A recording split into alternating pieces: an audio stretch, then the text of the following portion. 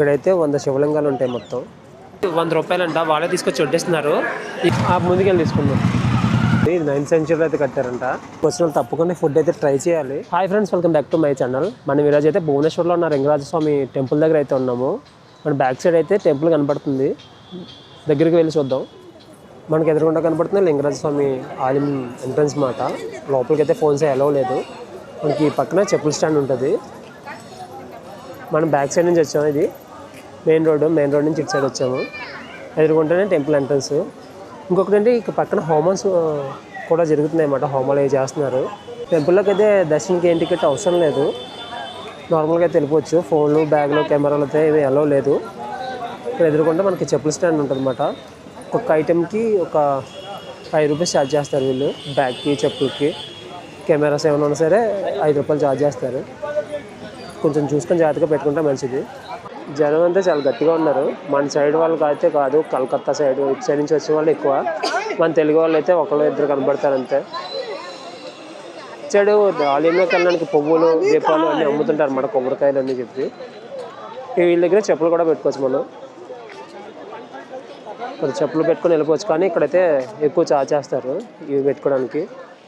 ఆలయము లోపల ఎలా ఉందో చూడాలంటే ఫ్రంట్ అయితే మనకి గజన మండపం ఉంటుంది అన్నమాట. మనకి లింగరాజస్వామి ఆలయంకి ఆపోజిట్లోనే ఇక్కడ దేవీహర తీర్థం అయితే ఉంది. దేవి పాదహార తీర్థము. ఇక్కడైతే 100 శివలింగాలు ఉంటాయి మొత్తం. ఒక కోనేరు మాట. కిందకెళ్ళి చూద్దాం.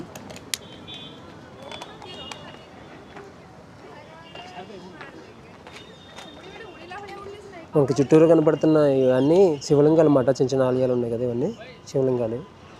ఇక్కడైతే ర్యాపిడో, ఊబర్ కూడా సర్వీస్ ఉంది.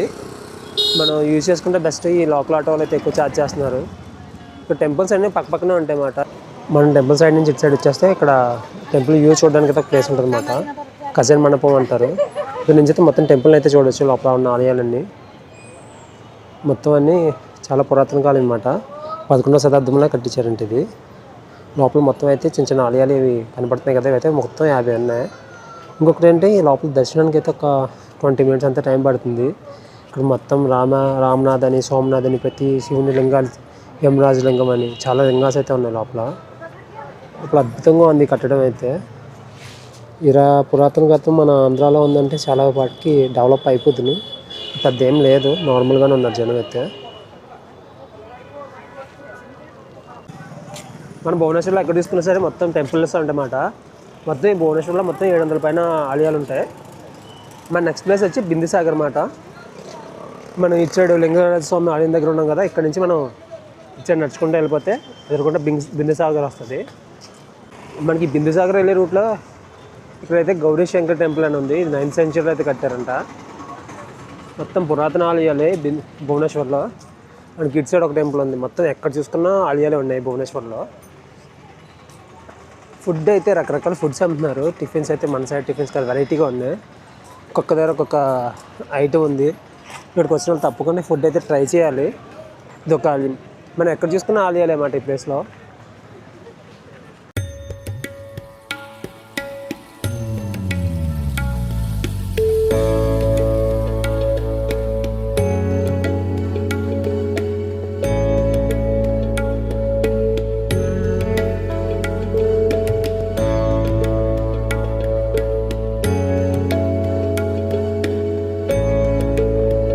మన బిందుసాగర్ వెళ్ళే రూట్లోనే అనంత వాసుదేవ టెంపుల్ కూడా ఉంది. 13th సెంచరీలో అయితే కట్టారంటే ఆలయాన్ని. ఇదే ఆలయం ఎంట్రన్స్లో ఉంది. లోపల కట్టెలు అవి పట్టుకెళ్తున్నారు. ఇదో మనకి ఏమైనా స్టాల్స్ మాట. స్టాల్స్లో అయితే ఫుడ్ పెడుతున్నారు. తినేసిన తర్వాత 100 వాచ్ వాళ్ళకి 100 రూపీస్ అంటే ఒక్కొక్కరికి. చెప్తే ఎంత ఫుడ్డే సేమ్ పూరీలో కూడా అట్లాగే ఉంటుందంట. ఇక్కడ కూర్చుంటే వాళ్ళకి తీసుకొచ్చి వాళ్ళే వడ్డిస్తున్నారు. ఇక్కడైతే మనకి ఫుడ్ అయితే పెడుతున్నారు. బ్రహ్మ పదార్థం అన్నమాట.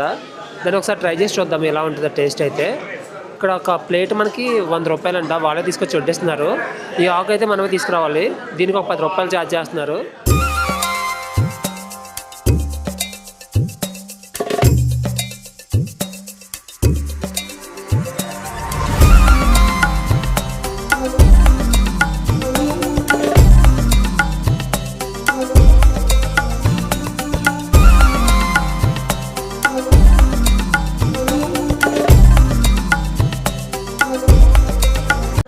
మనకి ఇది అనంత వాసుదేవ ఆలయము. ఇక్కడే ఫుడ్ అయితే లోపల మొత్తం ప్రిపేర్ చేస్తారు. మొత్తం ఆలయాలన్నీ ఆలయాలు అన్నమాట. మొత్తం ఈ ఆలయాల నుంచి వస్తే ఏదో రాజుల కాలంకి వెళ్ళిపోయినట్టు ఒక్కొక్క ఆలయము. మనం ఈ ఆలయం బయటికి వచ్చినట్టు ఎదురుకుంటే బిందుసాగర్ ఉంటుంది. అది బిందుసాగర్ మాట ఎదురుకుంటా ఆలయం ఆపోజిట్లో. ఇటు సైడ్ తీసుకుంటే ఇటు సైడ్ లింగరాజ స్వామి ఆలయము. ఇది బిందుసాగర్. ఈ బిందుసాగర్ కథ ఏంటంటే శివుడు పార్వతీదేవికి దాహం వేసిందని చెప్పి మనకి బిందుసాగర్ని పుట్టించారు. ఈ బిందుసాగర్ వాటర్తోనే ఇప్పుడు లింగరాజ స్వామి ఆలయంలో ఉన్న శివునికి అయితే అభిషేకం చేస్తుంటారు ఎప్పుడూని. మనకు ఈ బిందుసాగర్ మధ్యలో ఒక ఆలయం ఉంది కదా, ఈ ఆలయం అయితే మనకి ఉత్సవాలు జరిగినప్పుడు అయితే ఇక్కడ పూజా కార్యక్రమాలు అయితే జరుగుతాయి. ఇంకొకటి ఏంటంటే ఈవినింగ్ ఇక్కడ లైట్ షో కూడా జరుగుతుంటుంది అనమాట. లైట్ షో అయితే చాలా అద్భుతంగా ఉంది, ఇక్కడ చెప్తున్నారు బాగుంటుందని. ఈవినింగ్ అయితే మనం లైట్ షో కూడా చూసుకుందాం. ఇక్కడ వచ్చి ఏంటంటే బిందుసాగర్ దగ్గర పిండ ప్రదానం అయితే జరుగుతుంటుంది అనమాట. ఇక్కడ కనపడుతుంది కదా, ఈ పంతులు అందరూ పిండ ప్రదానం అయితే చేస్తుంటారు. మన సైడ్ వాళ్ళైతే కాదు, ఇటు side west Bengal side, Calcutta, ఈ ఒరిస్సా సైడ్ వాళ్ళందరూ ఇక్కడ పిండ ప్రదానం అయితే చేస్తుంటారు. మొత్తం ఈ చివరి నుంచి మనకి చివరి వరకు ఇదే ఒక లైన్ ఉంటుంది అన్నమాట. లైన్ మీద అంతా పంతులు ఉన్నారు.